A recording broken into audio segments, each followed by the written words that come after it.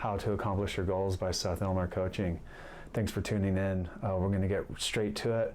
Here we go. Here's that triangle logo right there. Habits, goals, accomplishments. How to accomplish your goals. So at the bottom of the triangle, you're going to see two things, habits and goals.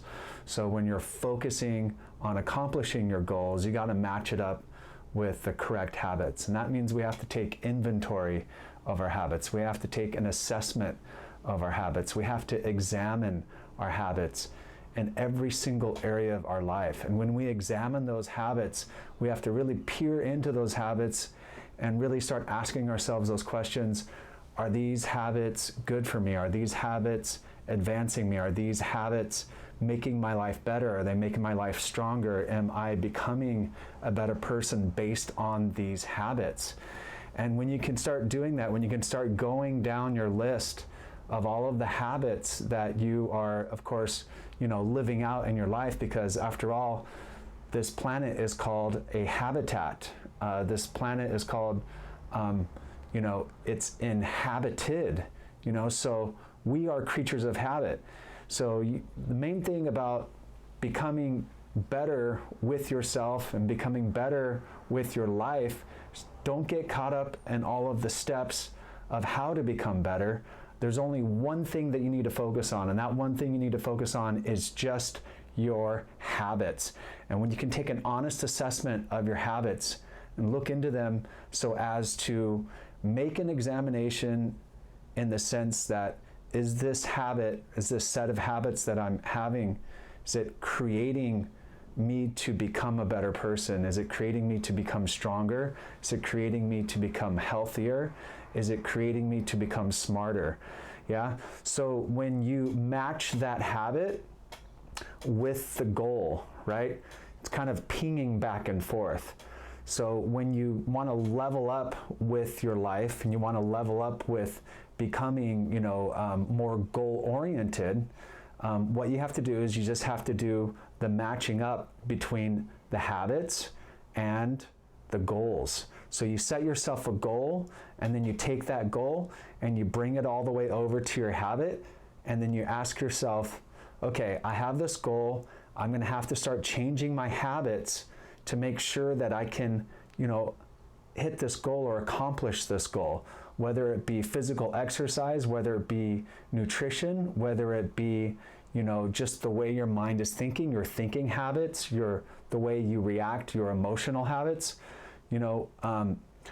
whatever those habits are that you personally feel that you can make a change, in the sense where if you make that change, you're going to become a better person. You're going to, of course, get that sense of accomplishment. And that's what we see at the top of the triangle there, right?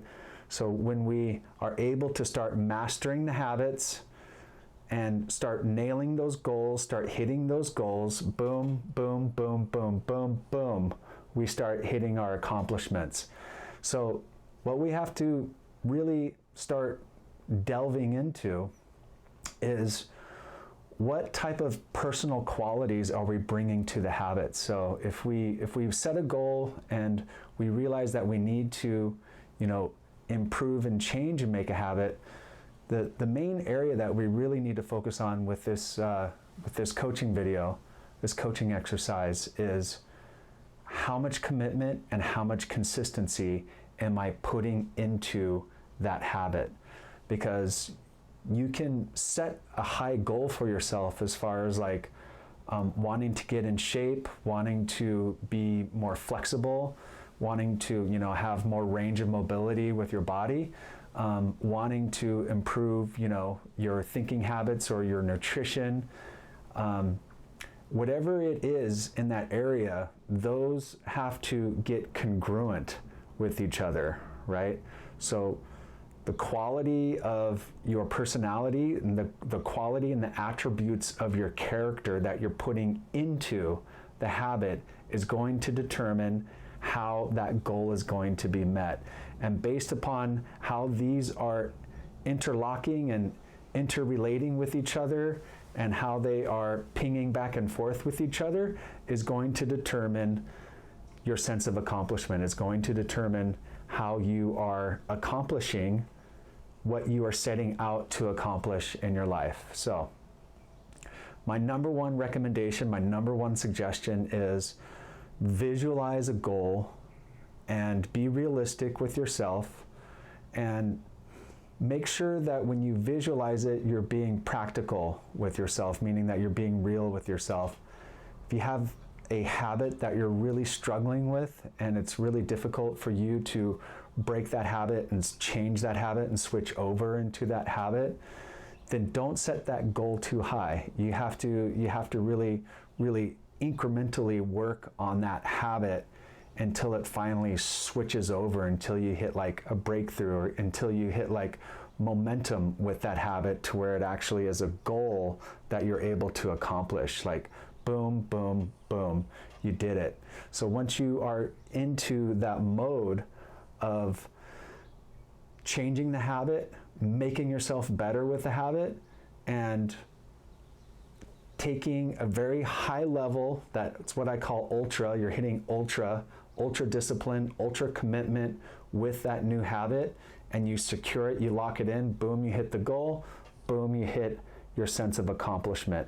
Once you start creating that pattern of, yeah, you know what, breaking that habit, changing that habit, that's really difficult for me to go through, but I realize that all that I really am doing is just acknowledging, being cognizant, being conscientious that this habit needs to change and switch over from an unhealthy habit into a healthy habit.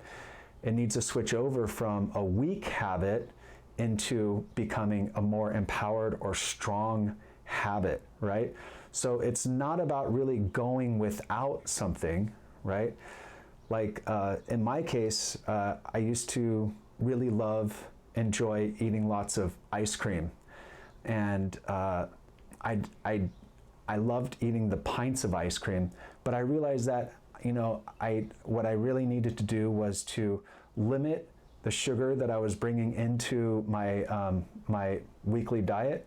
And although I had a lot of pleasure from eating ice cream, I realized that in the long run, athletically, it really wasn't that good for me. It really wasn't doing a great service to me with my strength, my health, the way I was feeling inside. I would hit this sugar high, sugar low. And although, it is really pleasurable to eat, some of my favorite ice creams, I decided to, cut that habit.